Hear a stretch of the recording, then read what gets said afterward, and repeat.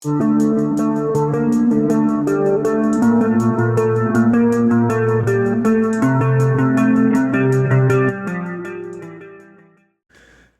guys, welcome back. Bushcraft with another video, and hopefully this one gets out there. Welcome, welcome, welcome. As you can see by the title, don't buy another can of food until you watch this video. It's very important. A lot of people may know this and may not know this, but I'm going to give a breakdown of canned food and all this stuff. There's no denying that canning is a proven food storage method. Canning has been around since the 1700s, when it was utilized as a way to provide safe food source for sailors and soldiers that were in long campaigns and things like that. If you walk into any grocery store, supermarket nowadays, you'll find rows and rows of canned meats, vegetables, fruit, you name it, it's in a can. Buying canned food is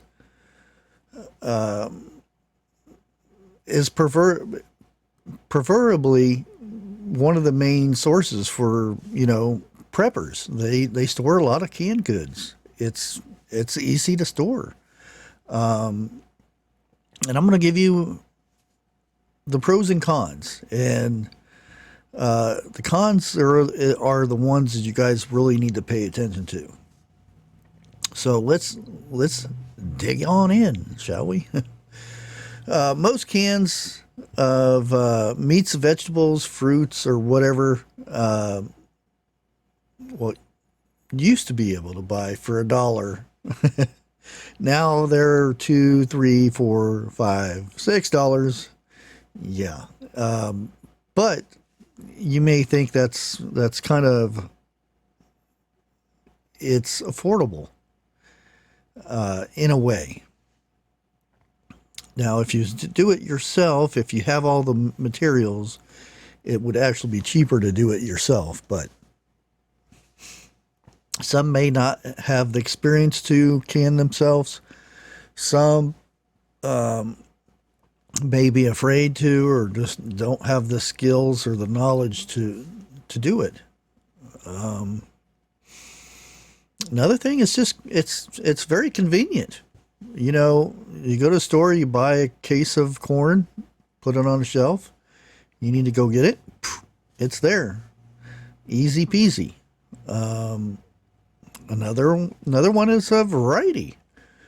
Not so much as it was, but nowadays you can go out and get all kinds of different variety vegetables and meats and things like that.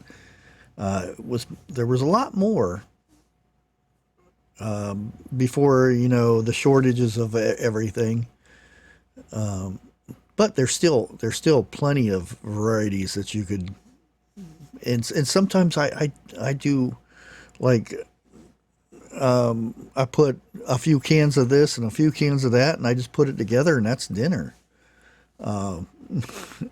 It's just easy. It's, and long shelf life. That's a good one right there. Long shelf life. If treated, they can last a good while. You have to pay attention to different things and stuff like that. But canned food can last a good while. Our next one is, when you open a can, you are left with a can, and you can have multiple uses for those cans. From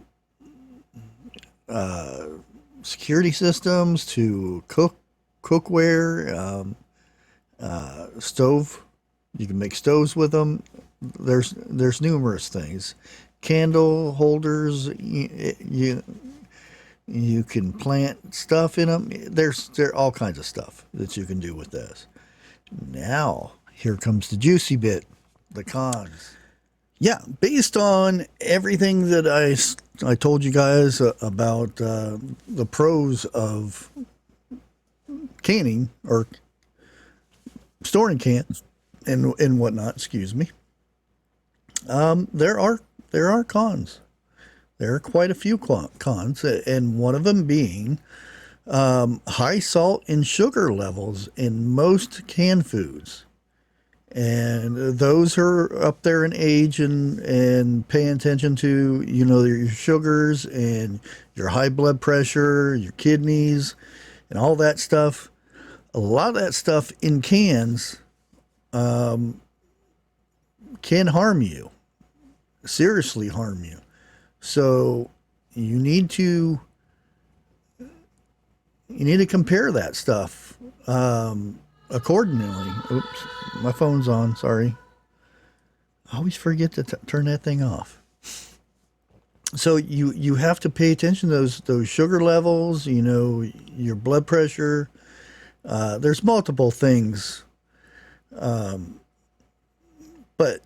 again, that right there is a con.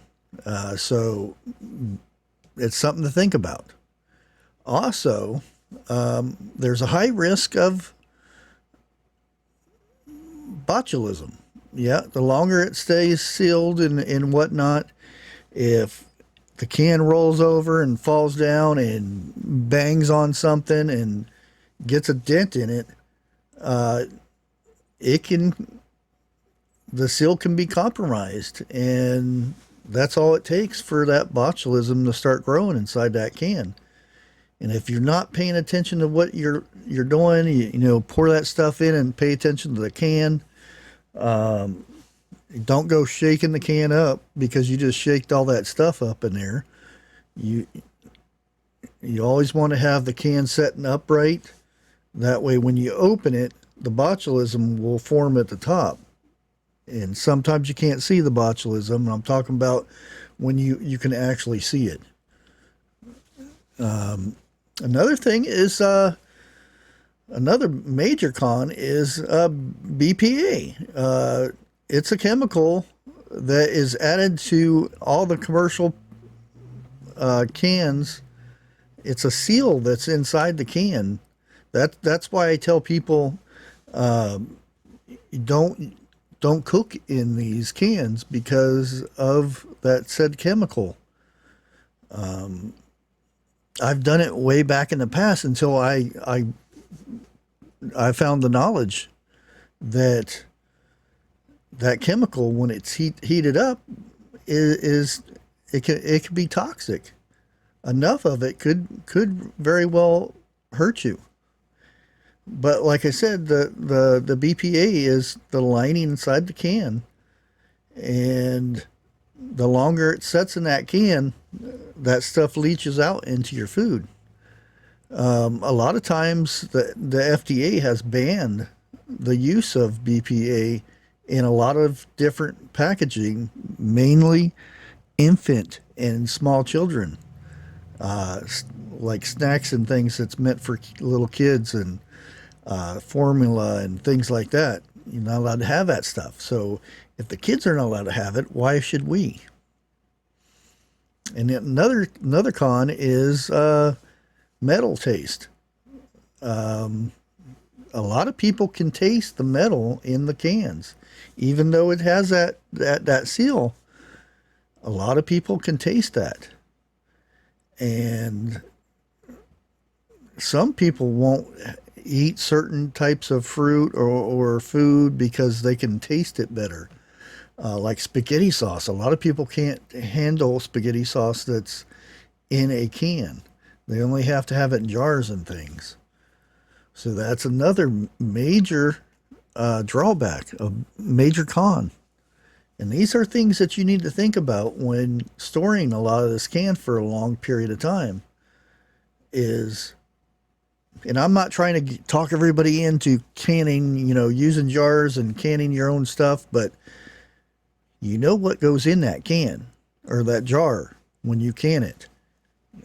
If you grow it yourself and you put it in that jar and you seal it the way it's supposed to be, you know what's in there. and that's the major plus from that. So I'm gonna let you guys go at this. I know you guys in the comments will have a bunch more stuff that you can add to this. But until next time, like always, God bless.